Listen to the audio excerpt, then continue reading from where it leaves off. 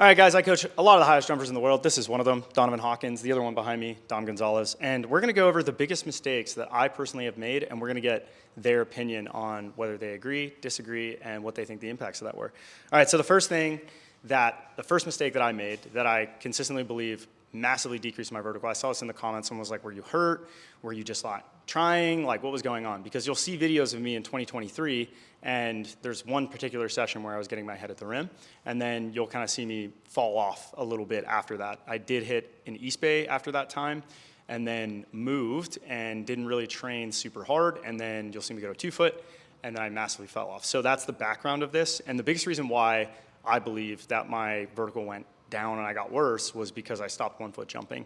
During that time, I wasn't really wanting to do it because I had knee pain, so I didn't want to do load management, and I should have, but I also wasn't prioritizing my training. So the first one, stopping 1 foot jumping, you lose what you don't do. I wasn't doing 1 foot jumping, and I got worse at it, and the more sensitive the metric is, so for example, like upright sprinting, the harder it is to get better at, and then also the longer it takes to, the quicker you lose it and the harder it is to get back. So I lost a really sensitive metric in 1 foot jumping, and you can't just lift your way out of that. You have to get back to 1 foot jumping. I lost my timing and I lost my lobs, and that made it really hard to approach. 1 foot is very much about the approach. If you mistime the start of your approach off a lob, or you're not comfortable or confident in your approach, the takeoff happens so fast that you're not gonna be able to jump high, and there's a lot of good research on this. So, do you guys agree, disagree? What's your opinion? Yeah. I mean, you stopped doing the thing you were trying to be good at, so of course you're gonna get worse.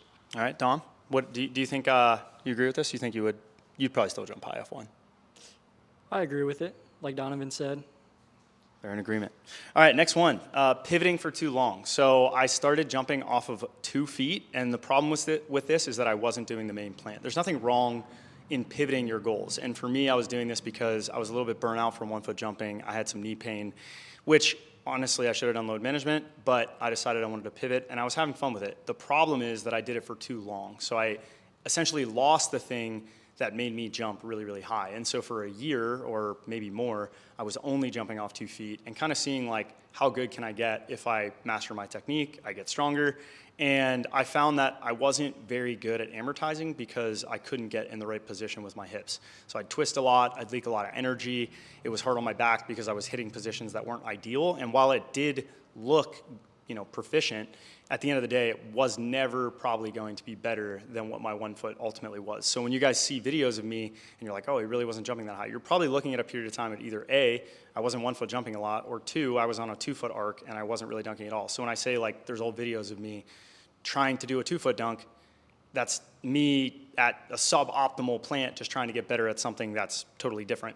So yeah, I decided to switch to 2 foot. It allowed me to kind of mask some of the underlying issues with my tendon, and it just made me more lazy. I didn't want to train that hard, and I'll get into the next one. So what is your lens on that? Do you, any side points that you guys have you want to add?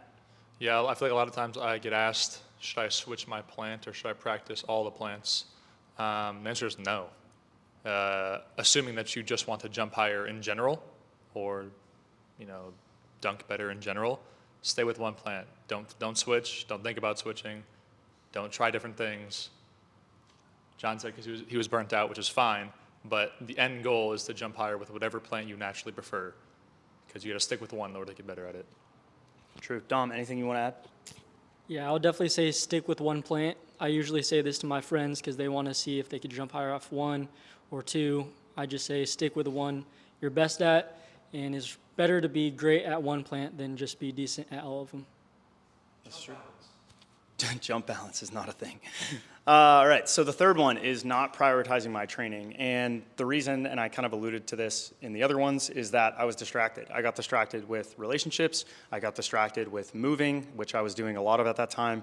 And I was prioritizing the business much more than I was prioritizing my training. So there's a period of time where you'll notice all of Isaiah's videos have me coaching him in Austin in those videos. And that was me trying to prioritize essentially growing my content. And as a result, I wasn't prioritizing my training. So during those sessions, I was half-assing my training. I wasn't getting after it. I wasn't lifting heavy weights. I didn't have high intent because I'm distracted. I'm trying to help them and make them better. And as a result, my training was pushed to the wayside. So I tried moving it to a different day.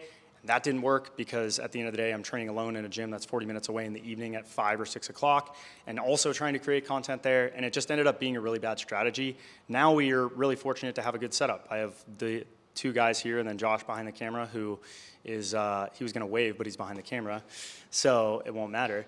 But you know, there's always someone that will be able to train with me during the day, right? Whether it's these guys doing upper body in the gym while I'm doing lower body, or it's if Isaiah and I are on the same day because we dunked on the same day, there's usually someone at some point throughout the day that will be able to train with me.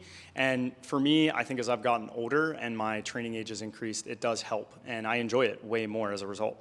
So yeah, business overtook my priorities, and I really just wasn't training hard as a result. And yeah, you have to keep the goal. And the nature of priorities is that they're priorities. If you prioritize something else, that thing is the priority and something else has to give. It's something that is more or less black and white. There's gonna be something that's the most important that you have to focus on. You can't focus on everything 100%. And so I've done a better job of balancing those things.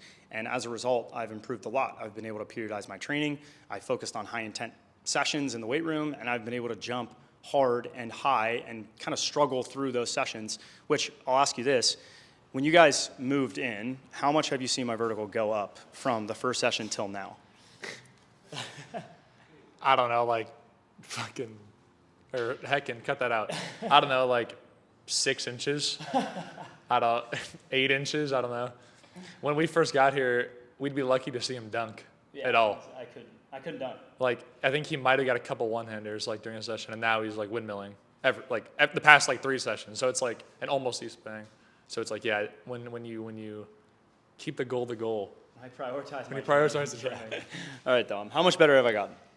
A lot better. The first time he was not dunking, actually, just attempting, and now he's almost East Bang. So, yeah.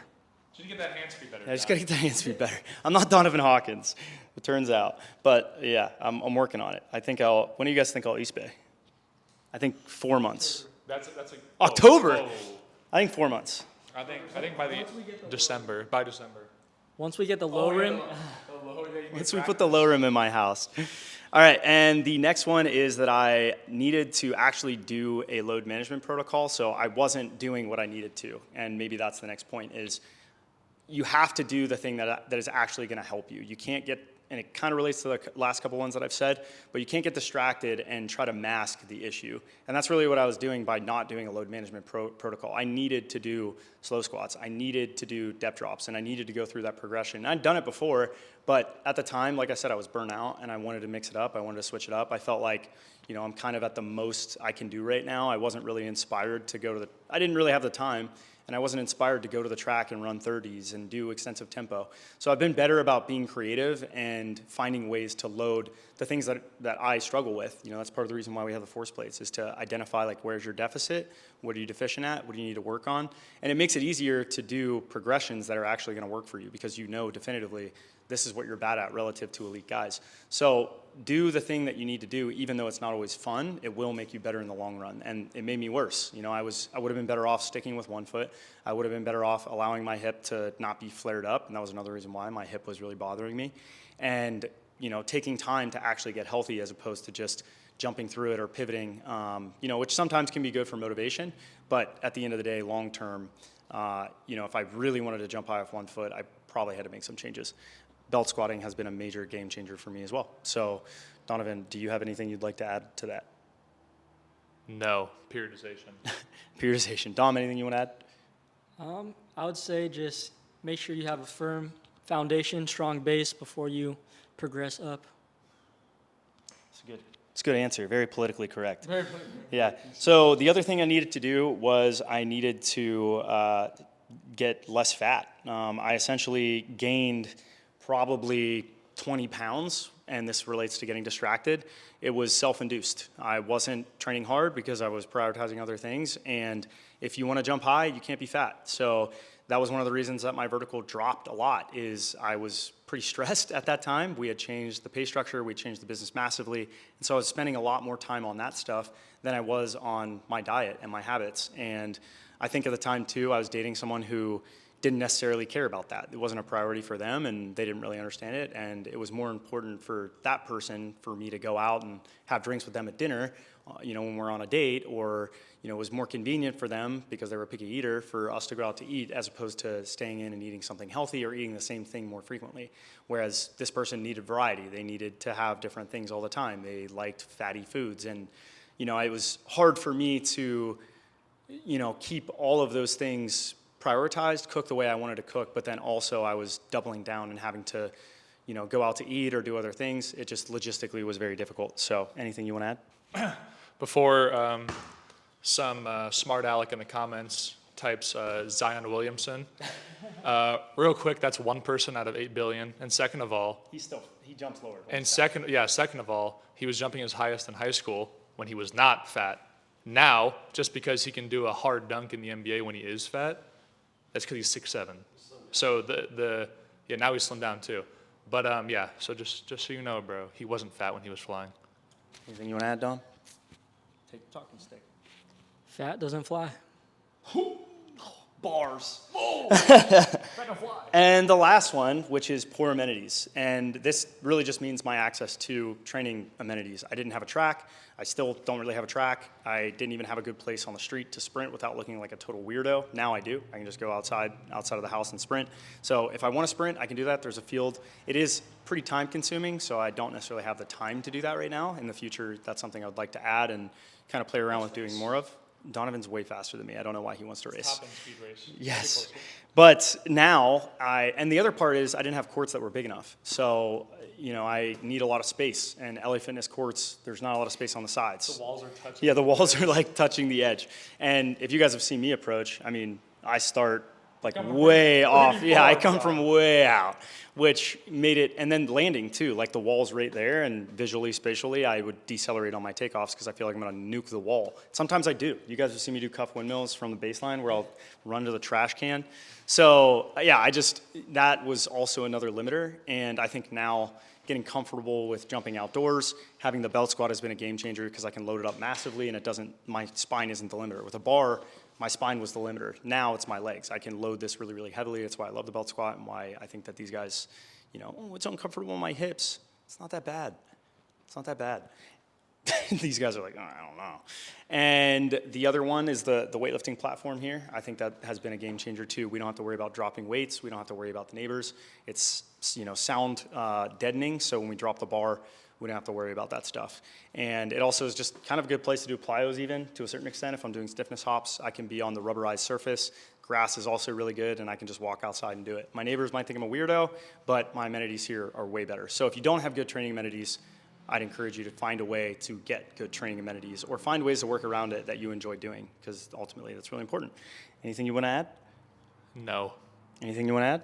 I'm good. All right, that's the video, guys. Go to teachmestrength.com if you want me to rate your programming. We do it for a lot of different people. It's individualized and specific to your goals, and you'll get better, like these two guys and me. Ciao. 3 seconds isn't enough time. 3 seconds isn't enough time.